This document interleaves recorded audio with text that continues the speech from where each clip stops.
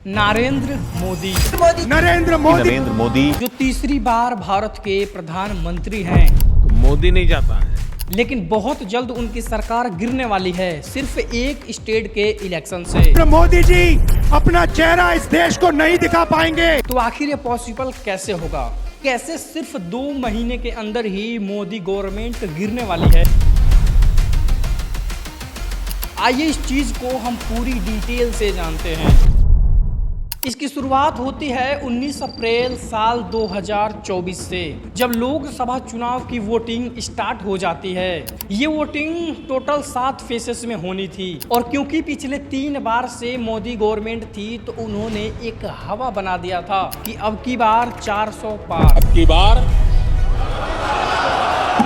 लेकिन हैरानी की बात ये थी कि बिकी हुई मीडिया भी एग्जिट पोल में ये दिखा रहा था कि 400 से ज्यादा सीट आ रही है। 401 पहुंच सकता है व्यूअर्स। ये सबसे बड़ी खबर इस वक्त की जो हमारे एग्जिट। लेकिन फाइनल रिजल्ट 4 जून 2024 को जब आता है तो सब कुछ शांत हो जाता है, क्योंकि इस चुनाव में जो बीजेपी 400 पार ला रही थी उसको सिर्फ 240 सीटें मिलती हैं, और जबकि उसकी अपोजिट पार्टी कांग्रेस को सिर्फ 99 सीट ही मिलती हैं। यानी पूर्ण रूप से इन दोनों पार्टी की सरकार नहीं बनी थी, और अब इन दोनों पार्टियों के पास मौका था कि ये अपना अपना सरकार बना सकते हैं। लेकिन तभी यह खबर आता है कि नीतीश कुमार बीजेपी से जाकर मिल गए हैं, और अब ये साफ हो गया कि जो 12 सीट नीतीश कुमार के पास थे वो बीजेपी के पास चले गए हैं। लेकिन अभी भी बीजेपी की सरकार नहीं बनी थी। उसके बाद चंद्रबाबू नायडू भी अपने 16 सीटों के साथ भाजपा में शामिल हो जाते हैं, और इन्हीं के साथ कुछ छोटी छोटी पार्टी भी बीजेपी के साथ आ जाती हैं, जिससे पूर्ण रूप से भारत में बीजेपी की सरकार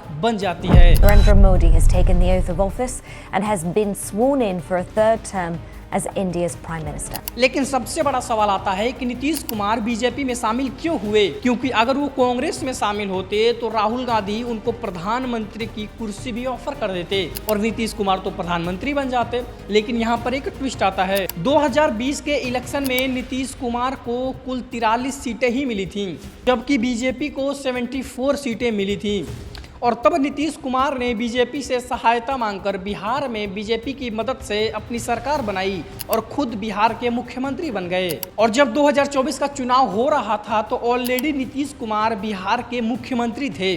तो सोचिए, कोई मुख्यमंत्री की कुर्सी छोड़ करके सस्पेंस वाले प्रधानमंत्री की कुर्सी पर कौन बैठेगा जो कभी भी गिर सकता है।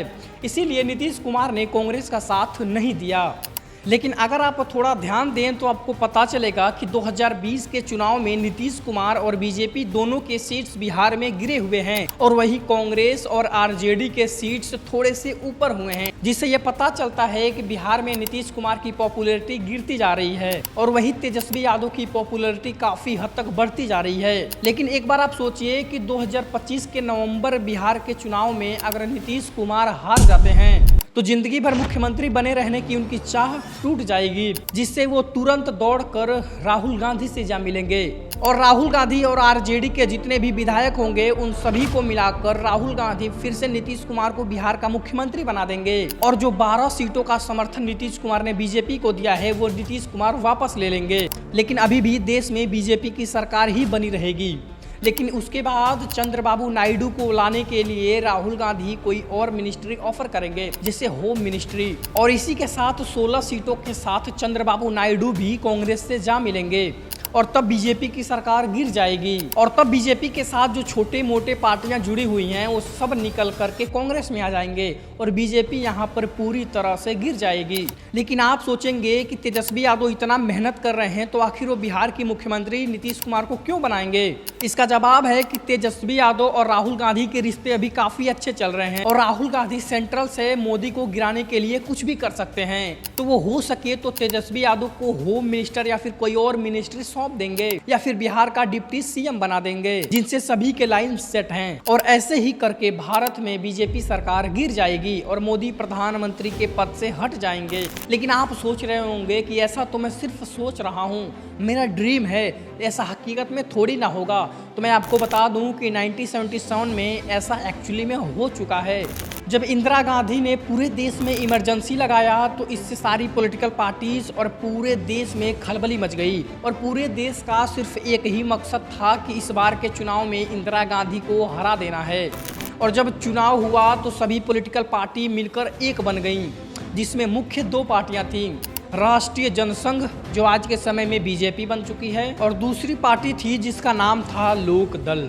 इन सभी ने मिलकर फाइनली इंदिरा गांधी को 1977 में हरा दिया और फिर इनमें तय होना था कि आखिर अब भारत का प्रधानमंत्री किस पार्टी से बनेगा। फिर बहुत कहा सुनी के बाद फाइनली बीजेपी से मोरारजी देसाई को भारत का प्रधानमंत्री बनाया गया।